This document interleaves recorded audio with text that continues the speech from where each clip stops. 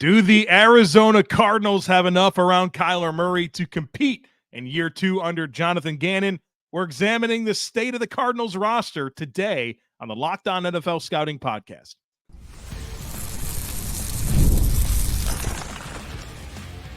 You are Locked On NFL Scouting with the Draft Dudes, your daily podcast for NFL and college football scouting. Part of the Locked On Podcast Network, your team every day. What's better than this? It's guys being dudes here on the Locked On NFL Scouting Podcast. We're the Draft Dudes. I'm Joe Marino from Locked On Bills. He's Kyle Crabbs from Locked On Dolphins. And we are your NFL experts here with you daily to talk team building across the league on the Locked On NFL Scouting Podcast with the Draft Dudes, part of the Locked On Podcast Network, your team every day. Want to issue a big thank you, shout out, and welcome to our everydayers. Those of you who make Locked On NFL Scouting your first listen every day, we appreciate y'all being here very, very much. Today's episode is brought to you by Game Time. Download the Game Time app, create an account, and use code LOCKEDONNFL for $20 off your first purchase. Terms apply. Joe, I learned something this morning, and we didn't mention in the pre-show, but I wanted to mention this to you. Okay. Did you know that Sylvester Stallone is on his third marriage?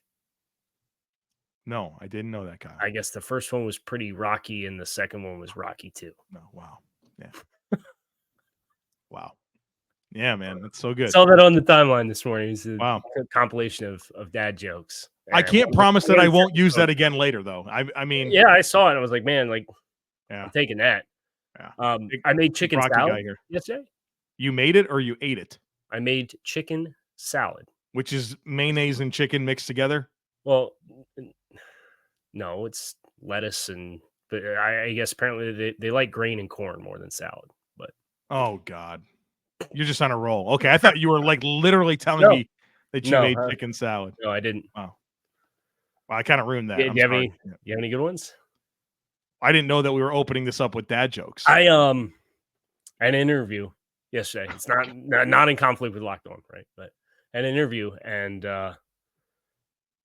told the guy that was interviewing that I had 3 companies after me. And he said, "Oh, really? Like who's after you?" And I said, "The cable company, the gas company, and the water company. So I need a raise. They're after me. Get it?"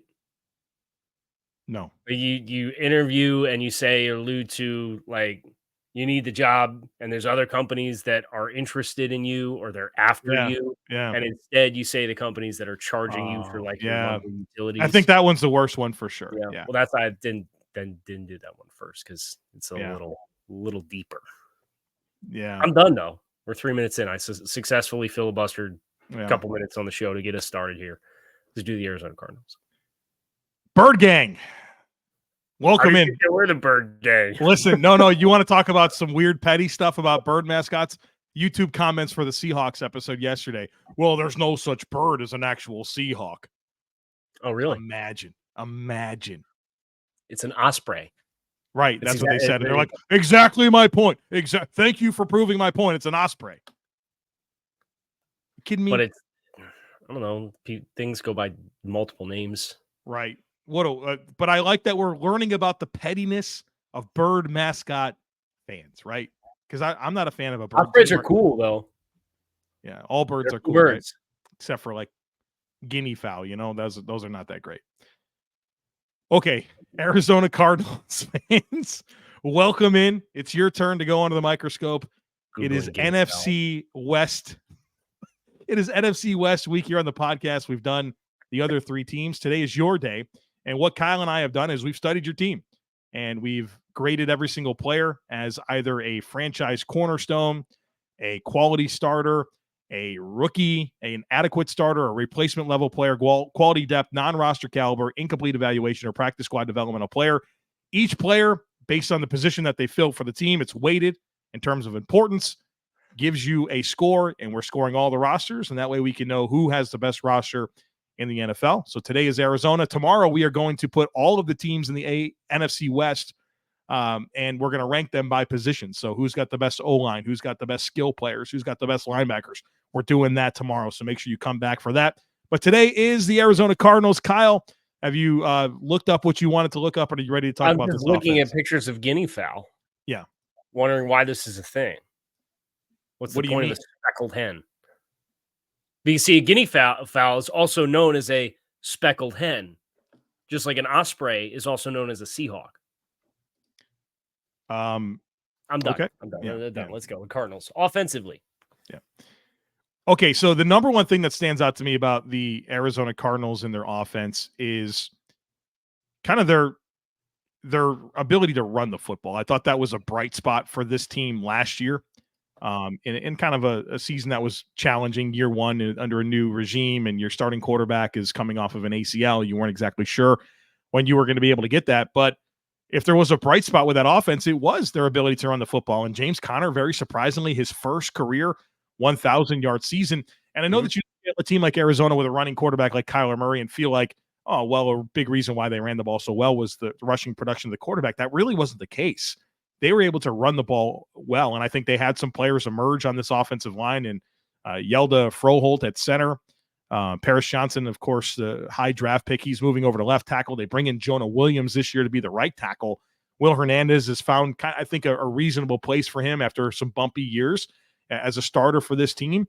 And they go out and, they drafted Isaiah Adams kind of early in the draft. They signed Evan Brown to be in competition for the left guard. I kind of like the makeup of this offensive line. And when I look at the Cardinals, I feel like this is a team that should be able to run the ball and build upon what they had last year, because I think they have improved the O-line, and they've added Trey Benson, who's a good-looking young running back out of Florida State, not to mention a healthy Kyler Murray. So there's some questions about the weapons. We'll get to that, but I think kind of the staple of what this offense can be is one that can run the ball.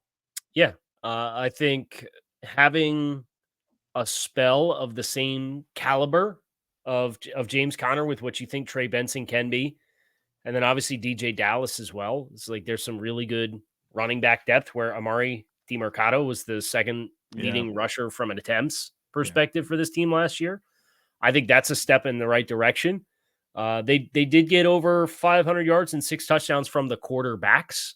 I think you can expect that element to still exist, but getting a lot deeper at running back, having Jonah Williams in the picture at right tackle, where you would expect his strengths as a player, as a run blocker, to kind of really help accentuate what they had on the interior offensive line, where there's some more continuity. I'm excited about Isaiah Adams as a mid-round draft pick, as you mentioned.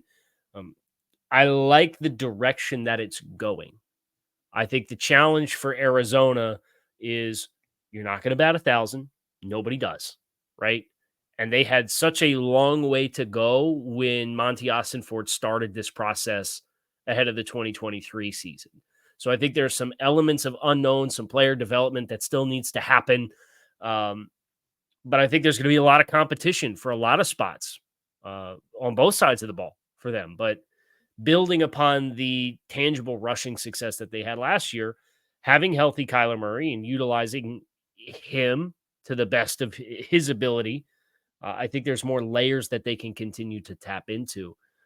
And credit for, nice shout out for Will Hernandez for really stabilizing his career. He had high expectations coming out in college, shined at the Senior Bowl. Didn't really happen for him. He's become a pretty reliable player for them inside. So we got some nice things to say about the rushing offense. I'm concerned about the passing game. I love Marvin Harrison Jr. I think he was my number one player in the draft by a very comfortable margin. I think he's going to be a superstar.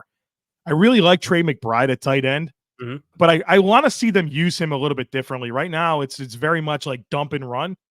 This is the guy that can win down the field. Like, he was a matchup player in college, and with an average depth of target of 6 this past year, there's so much more to his game that they can unlock. And he was really productive last year. I just feel like there's a whole lot more ceiling for him to develop into. And then we'll see about the rest of the receiver core.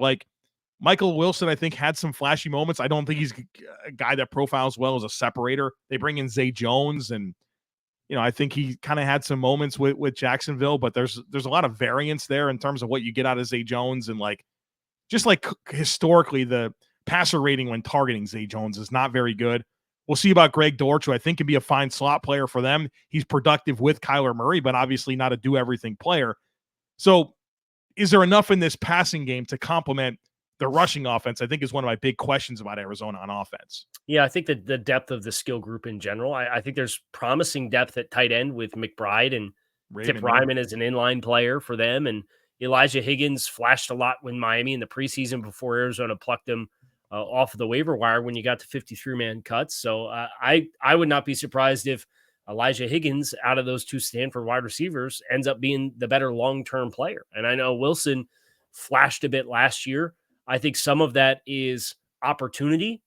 And I think if you stack Zay Jones and Marvin Harrison Jr. into this depth chart, I kind of expected Michael Wilson opportunities to reduce a little bit as a result, but that is a promising young player. And I look at what they have between Harrison and Wilson and Zay Jones and Connor and Benson and McBride and Ryman and Higgins. One thing that stands out is a physical group.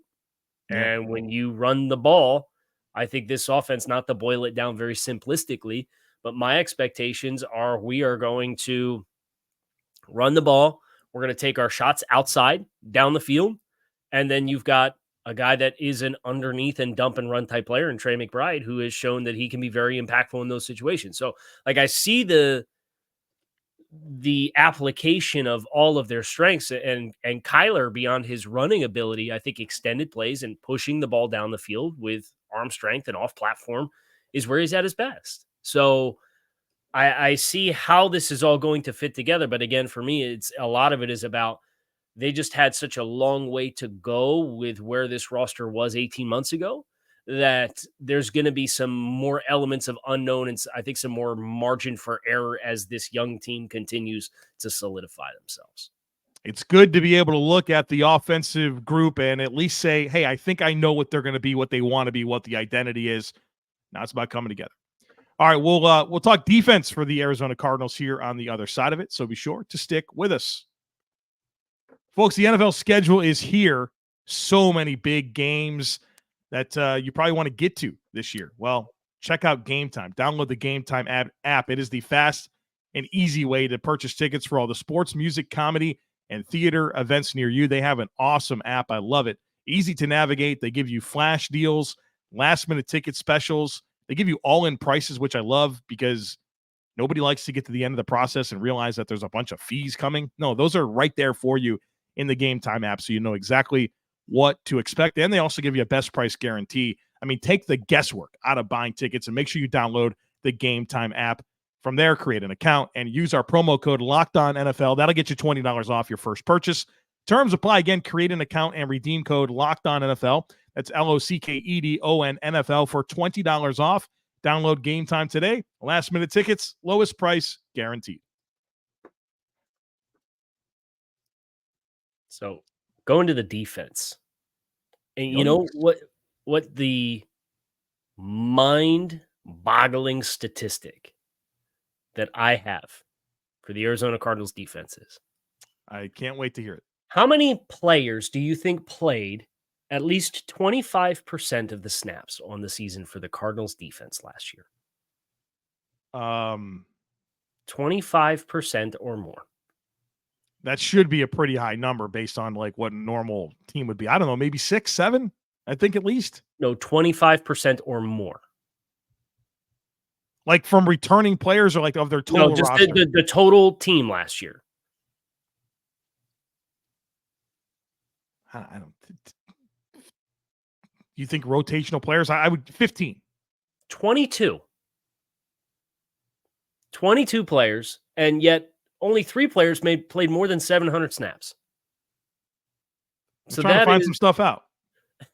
That is the reinforcement what we just got done talking about on the offensive side of the ball is defensively. Y'all had a ton of guys who played meaningful snaps. Now, not you had realistically 1, 2, 3, 4, 5, 6, 7 of those guys played 50% of the snaps. It was Antonio Hamilton, Josh Woods, Zaven Collins, Marco Wilson, Kyzir White, Budda Baker, Jalen Thompson. Was that 6 or 7? Draft dudes do math. 7. 7 guys played 50% or more, which means from 50% to 25, he had 15 guys. So a lot of youth, a lot of turnover, a lot of opportunity. You take that with all of the youth that's been infused. I think the central theme that I have when I look at the Cardinals, I like the secondary a lot. I like the potential of the secondary a lot. I think Sean Murphy-Bunting had a nice year last year. You sign him in free agency. You draft Max Melton and Elijah Jones on day 2 of the NFL draft.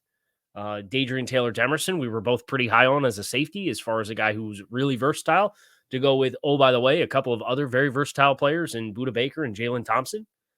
I like that group and the potential of it a lot.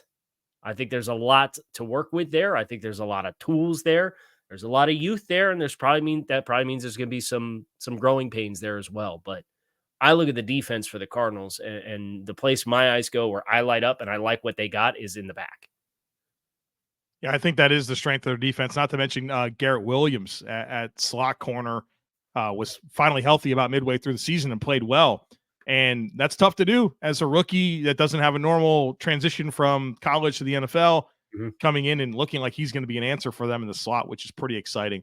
And I think the strength of this team is probably the safety tandem of Baker and Thompson, right? That's a really good group, right, for them to have. And then, yeah, you mentioned DTD, big fan of him coming out. Yeah, I think they did a good job with Max Melton and Elijah Jones to help at corner. I don't love Sean Murphy-Bunting as like your number one guy.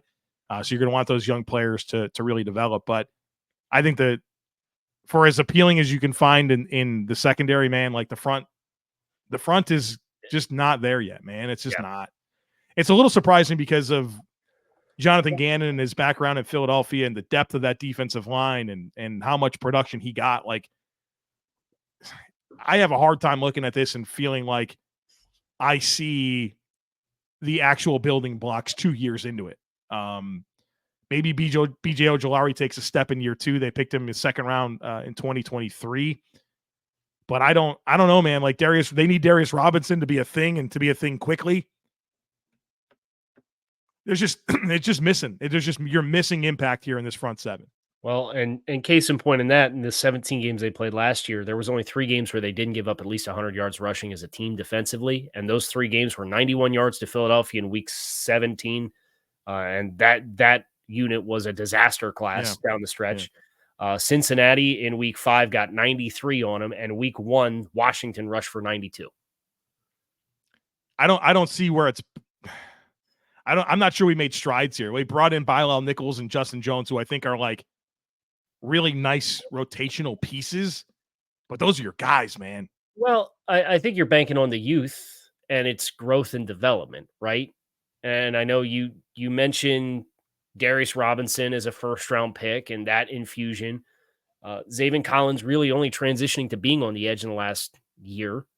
Ojulari is a second-round player. Cam Thomas, Jesse Luketa, Dimikeji, like they're Dennis Gardick. They're all young players. So I think you're banking on some internal growth. But the interior trio of Bilal Nichols, Justin Jones, and LJ Collier, you know who those guys are. I think that's the biggest concern, right? And then, oh, by the way, you got Kyzir White at what, 210 pounds playing? And he's a pretty solid linebacker, but he's not a big player, and he's not really well-equipped to deal with a lot of traffic and trash in front of his face. So I think the spine of this defense is where the concern exists the most, which is, I guess, ironic because that's the inverse of how we feel about the offensive side of the ball.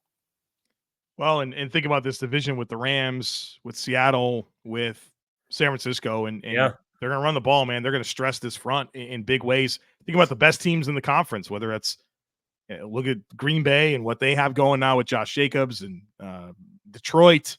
Like, these are your problems. And maybe those are more future problems, if we're being honest, based on where I think Arizona is going to slide. But I think they've done a good job of stockpiling assets and positioning themselves to really turn the corner. We knew that this was going to be a process.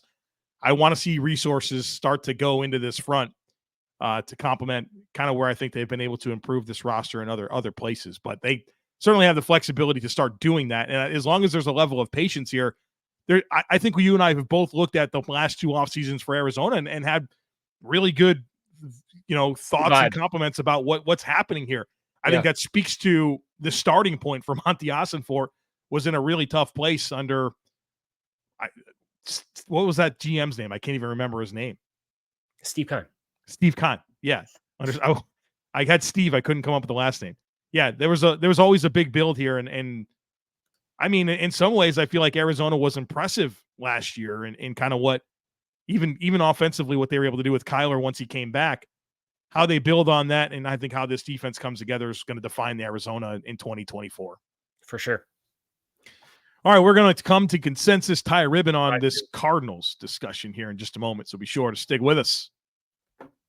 Today's podcast is brought to you by Yahoo Finance. For more than 25 years, Yahoo Finance has been the brand behind every great investor. Whether you're a seasoned investor or are looking for that extra guidance, Yahoo Finance gives you all the tools and data you need in one place.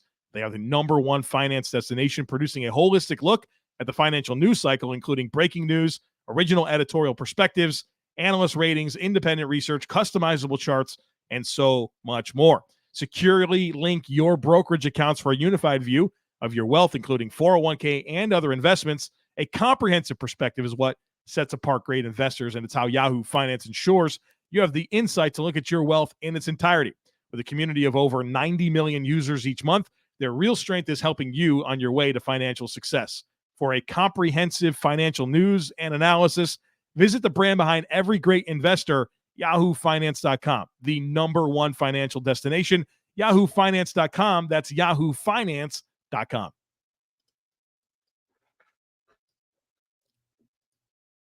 All right, so who do we need to come to consensus on? I know Greg Dortch is a point of contention.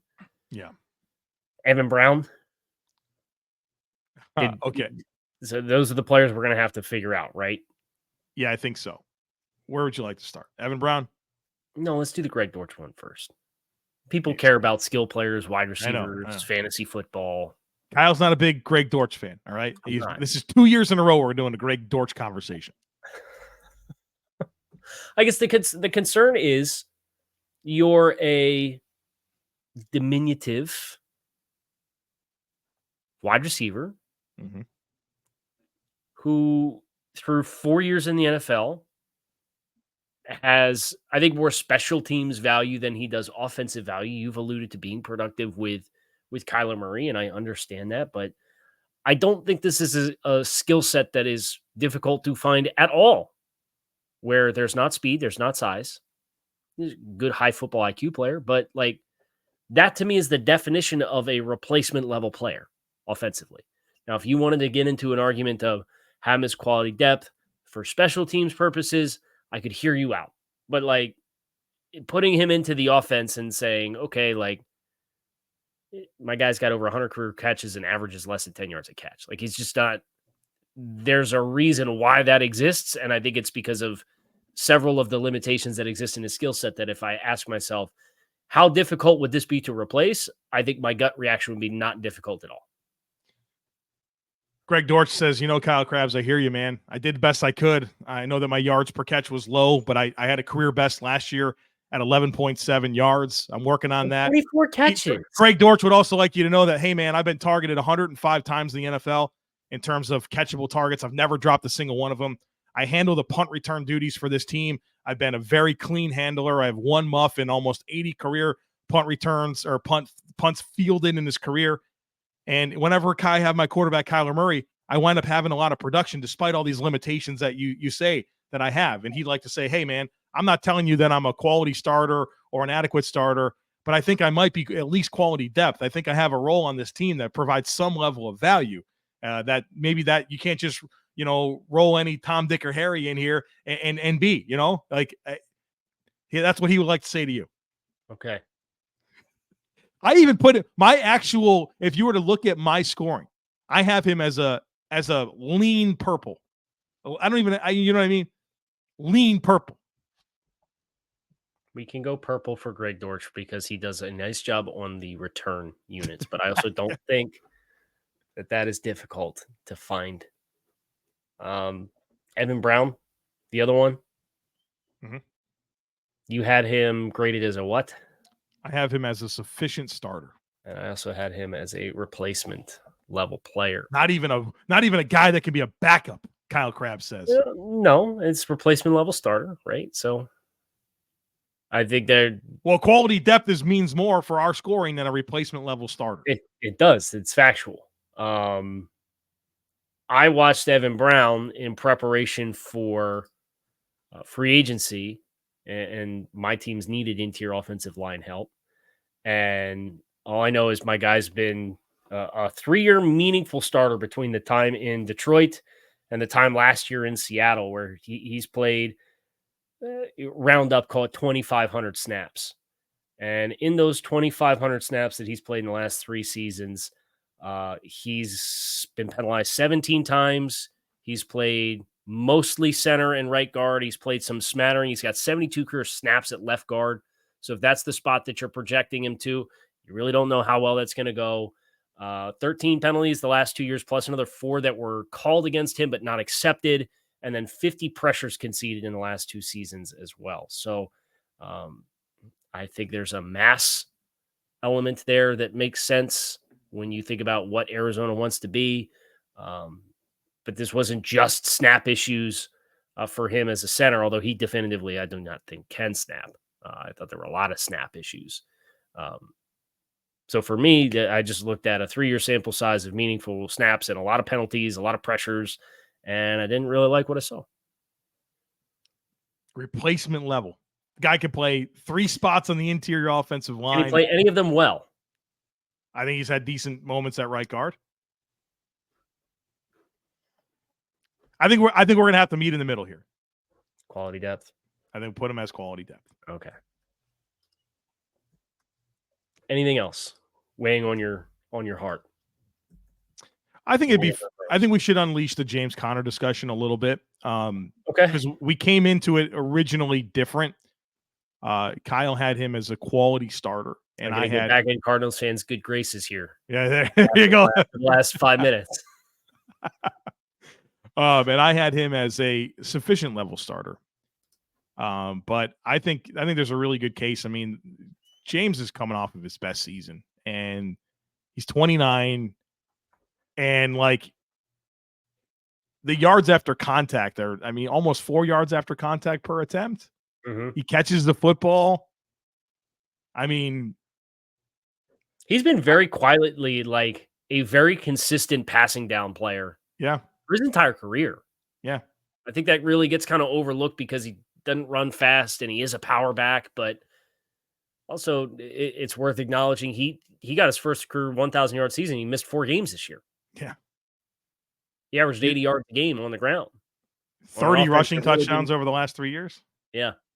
Been a very productive player. Yeah. He had his best season from a fumbles perspective too. He didn't fumble once last year.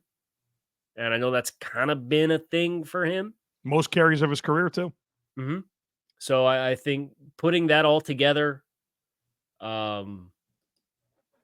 especially with how we attacked Kenneth Walker yesterday, I kind of said, well, I want to keep the same energy with James Conner as we do with Kenneth Walker, because I think Conner's is at least a much more accomplished player.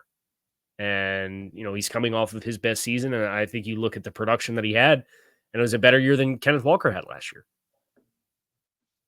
So we're excited for James Conner, and I'm excited to have Trey Benson there as well. Like, I think very highly of Trey Benson. So, and DJ Dallas, I think, can be a really nice RB3 special teams quality depth kind of player for them. All I'm saying is if we were running Oklahoma drills, I'd pick DJ Dallas to be my running back. Right. Out of this group. Put him up there against Kyzir White. Let's go. Let's see what happens. You know, just 1-on-1 in the hole. Stay between the cones.